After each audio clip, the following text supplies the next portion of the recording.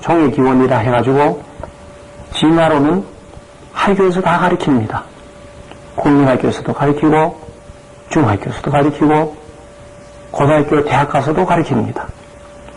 그 진화론을 과학 중에 최고의 과학으로 가르치는데 사실은 그게 과학이 아니죠. 과학을 믿는다는 사람이 진화론을 하나의 과학으로 생각하는데 출발부터가 과학이 아니죠. 진화론은 하나의 가정이니까. 과학은 어떤 이론을 세우고 가정을 했으면 실험을 해보고 거기에 결과가 나와야 됩니다. 결과가 한 번만 나오고 그 다음부터 안 나오는 게 아니라 그 다음에도 그런 방법으로 그렇게 하면 또 그런 게 나오고 그런 방법을 해보니 또 그렇게 돼요. 그래 그게 과학입니다. 진화론은 처음부터 그냥 이론이었지 어떻게 과학적인 어떤 근거를 갖고 시작한 게 아닙니다. 진화론은 아무것도 없는 데서 아주 단세포가 생겼다가 점점 세월이 지나니 거기에 또 더 진화가 돼가지고 더 발달돼가 조금씩 발달돼가지고 더 고등동물로 더 고등 그래가 결과 사람같이 됐다. 그리고 원숭이가 변해가 사람이 됐다. 원숭이가 꼬리 있는데 그 꼬리가 이제 똑 떨어진 것이고 뭐 엉덩이 뒤에 보면 톡 튀는 거기에 뭐 꼬리 나왔던 거다. 뭐 그런 식으로 이야기를 한다 그래요. 그럼 그걸 설명을 쭉 하는 건 그런 것 같아요. 예? 점점 변화되고 그랬다. 그리고 저는 그 카나다에 집회를 갔다가 그 옛날 공룡 그러니까 그 뭐라 그러나요 그 코끼리보다도 훨씬 더 큰 거 그걸 뭐라 그러나요? 그거 화석이 엄청나게 많은 곳이 있어요. 카나다에. 이렇게 땅이 이렇게 가다가 푹 내려가던 데 있어요. 근데 거기에는 갔더니 한 마리 두 마리가 아니고 거기에는 뭐 굉장히 많이 나와 그 박물관을 이렇게 해놨는데 가면 이 큰 짐승 뭐 아주 큰 거 있잖아요. 예. 뭐 다이나소어 하는 말. 예. 큰 게 막 여러 개가 있어요. 그리고 거기 가보면 바위를요 이렇게 탁 잘라가지고 바위 속이 그게 아주 그냥 붙어 있는 거. 예. 그것도 있고, 거기 가보면 뭐, 이제 이 새우 같은 것도 바위 속에 있는 바위를 딱 잘라가지고 그냥 이렇게 놔뒀는 게 많아요. 그 어떻게 해서 뭐 그런지 하여튼 그런 데가 있어요.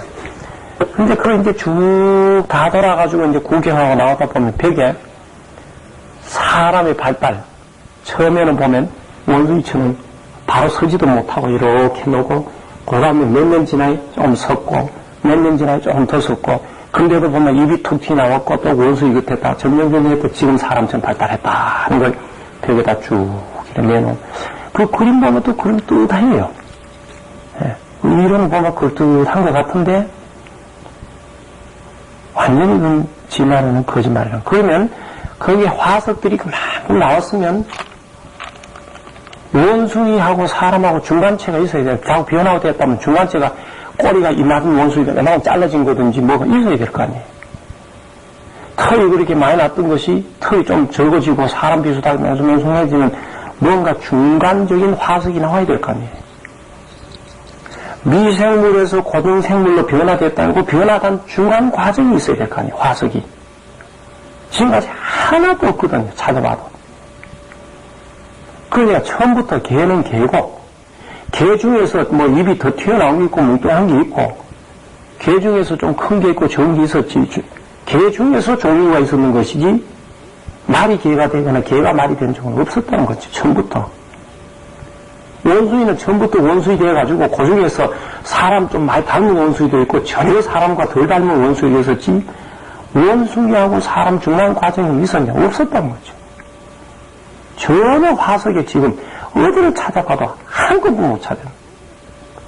그러니까 그거는 이론이지 실제로 그건 과학이 아니라는 거. 그 결과가 나와야 되거든요. 그러면 진화론이 맞다면 여기저기서 원숭이도 아니고 사람도 아닌 중간 과정이 막 화석에서 막 나와야 될 거 아니에요. 하나도 없어요. 그러니까 진화론은 거짓말인데 지금도 학교에서는 그걸 최고의 과학으로 가르치니까 공부만 어려서부터 신앙교육 안 시킨 아이들한테 물어보면 하나님이 천지 창조했다 하면 그거 안 믿어요. 믿어를 걸질 않아요. 그래서 학교에서는 어떻게 하면 진화를 이렇게 빼버려야 아이들이 이 신앙으로 들어가지. 이게 지금 제일 큰 그걸 하고 있다. 이제 그렇게들 이야기하죠. 또 그러고 어저께로 이제 이야기를 들었습니다만은 그러면 그 화석 중에서 사람이 100만 년 됐다, 등 200만 년 됐다, 등은 뭐 70만 년 됐다. 고고학자들이 그렇게 이야기를 합니다. 그런데 성경으로는 중간에 좀 뺐다 그래도 아마 10,000년이 안 넘은 것 같아요. 그냥 성경에 나오는 그 계산을 보면 지금 거의 한 6,000년, 지금. 그러면 그걸 어떻게 하느냐. 그게 참 우리가 답하기가 아주 어렵습니다. 그런데 이 지구의 연대를 어떻게 추측을 하느냐 하면 카본 테스트라는 게 있답니다. 화학적으로 하는 거인데 제가 그걸 들은데도 좀 오래되니까 저도 그걸 잊어버렸어요. 하여튼 카본의 함량이 얼마나 해가 그거가 테스트를 한답니다. 그 다음에 우라늄 테스트가 있다고 한답니다. 우라늄은 끝없이 방사선을 보내고 난 후에 그 방사선이 다 나가버리면 뭐 그게 마비된다 그런다 해요. 우라늄이. 그러면 지금 현재 지구상에 있는 납이 그 함량을 계산하면 우라늄이 이만한 납이 된 때는 이만한 세월이 흘러야 된다. 그렇게 측정을 한답니다. 그 다음에 이거 솔트 테스트 해가지고 소금으로 테스트한 게 있답니다. 바닷물이 처음에는 하나도 안 잡았는데 지금 몇 퍼센트 지금 바닷물이 이만큼 짧게 되기 위해서는 적어도 얼마만한 세월이 흘러야 된다. 그걸 종합을 해가지고 이 지구의 연대가 이렇게 오래됐다. 그렇게 말한답니다. 그런데 예를 들어서 지금 바다에 소금물이 뭐 바다에 따라서 조금씩 다르긴 하겠지만 일반적으로 평균적으로 0.05%라면 지금 바닷물이 소금이 하나님이 처음부터 창조하실 때 0.04 정도 넣어놔버렸으면 어떻게 하겠어? 납도 그렇잖아요. 납이 지금 100만 톤 있다. 근데 하나님이 처음부터 8,000톤 정도 아예 납을 만들어 놨으면 어떻게 했을 거예요? 그러니까 그건 생각을 안 하고 이제 그렇게 측정을 한대요. 그리고 또 한 가지는 제가 한 2년쯤 된 걸 알고 있습니다. 오늘 책에 봤더니 기독교 과학자들이 이거를 이제 설명하기 위해서 이 석탄을 캐내면 이거 석탄은 200만 년 전에 나무가 땅속에 묻혔다가 석탄이 됐다. 뭐 그렇게 홈 100만 년 전이다. 뭐 그렇게 설명한답니다. 석탄이 그저 하루 이틀이 되는 것이 아니고 그렇다. 그렇게 된다는데 이 과학자들이 톱밥을 가지고 적당한 수분과 온도와 압력을 가했더니 이틀 만인가 100만 년 전에 석탄을 만들어냈다는 거죠. 그와 같은 질의 석탄을. 그러니까 수분과 압력과 온도를 적당한 온도가 맞으면 일순간에도 그렇게 몇만 년 그 차이라는 것을 확 변화될 수 있는 가능성이 있다.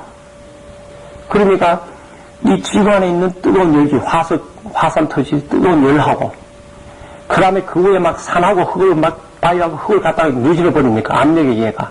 그 다음에 들어갈 때 수분 얼마 들어가고 그가 확 농축시켜 보니까 석탄이 불과 1, 2년만 해도 100만 년, 200만 년처럼 그렇게 보이게끔 되고 있다 하는 걸 증명했다. 그렇게 한번 책에 난 것을 한번 봤습니다. 그러면 이 지구를 측정한 데는 이제 앞으로 창세기 6장에 가서 한번 다시 이야기하겠습니다만은 우리가 과학자들이 말한 거하고는 다르다 한 것을 우리가 생각해 봐야 됩니다. 그래서 오늘은 태초에 하나님이 천지를 창조하셨는데 맨 처음에 창조된 이 땅은 생명체가 없었고 아무런 질서도 없었고 아주 빈 그 상태, 아주 캄캄한 그런 상태가 있었고 아마 물로 처음에는 이렇게 덮여 있었을 것이다 하는 것이 오늘 창세기 1장 1절과 2절에 주어진 말씀으로 그렇게 알고 있습니다. 우리 같이 기도드리겠습니다. 우리 교회 부흥과 발전을 위해서 또 선교센터 세우는 일과 우리 김승진 선교사님을 위해서 함께 기도드리겠습니다.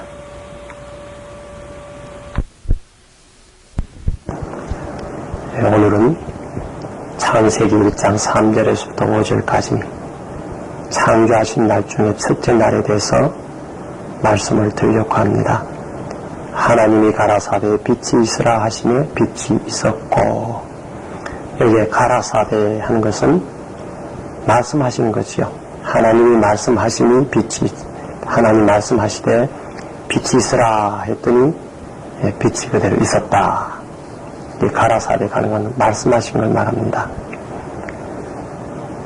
하나님이 말씀하셨다.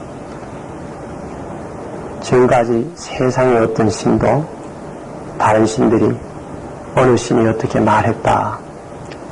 그리스도 신하에는 그 하나의 신하지 그 짓지로 그렇게 하질 않았죠. 하나님이 말씀하셨다. 이건 살아있는 신이다 하는 걸 볼 수 있고, 하나님이 말씀에 능력이 있었다. 왜? 말씀하신 그대로 됐으니까. 빛이 있으라 하며 빛이 있었다. 다른 걸 이제 말씀하지 뭐 어떻게 했다가 아니고 하나님이 빛이 있으라 명령을 하신 있었다. 이것은 하나님의 능력과 또한 하나님이 그대로 있으라 그러니 말씀하신 그대로 존재하게 됐다 하는 것을 우리에게 보여주고 있습니다.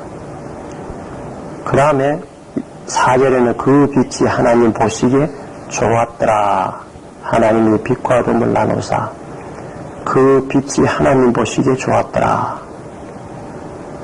여기 하나님 보시기에 좋았더라 하는 것이 1장에 7번 나옵니다. 이 말은 하나님의 위대하심, 하나님의 놀라움, 완벽하고 아름다운 것이 아름다웠다. 하나님이 원했던 그대로 이루어졌다 하는 그런 뜻이 됩니다. 그 다음에 하나님이 빛과 어둠을 나누었다. 여기 또 성경에 나누었다는 것도 우리 창세기 1장에 보면 3번 나옵니다. 4절에는 빛과 어둠을 나누었다. 7절에는 물과 궁창을 나누었다. 9절에는 바다와 땅을 나누었다. 이런 나누었다 하는 이런 또 말씀이 나오는 걸 봅니다. 그런데 여기 이제 빛이라는 게 이게 도대체 무엇일까? 5절에도 이게 빛을 낮이라 칭하고 어둠을 밤이라 칭하니 하시니라. 저녁이 되며 아침이 되니 이는 첫째 날이더라. 근데 여기 빛이라는 게 뭘까? 그냥 태양빛은요 4일째 된 날 지었어요. 그럼 이건 태양빛이 아닙니다. 그럼 이게 도대체 무엇일까? 실제 성경 해석자들도 아무도 모릅니다. 이게 도대체 무슨 빛일까? 어떤 사람은 영적인 빛을 말한다. 또 어떤 사람은 하나의 에너지원일 것을 말할 것이다. 근데 확실하게 우리 잘 모릅니다.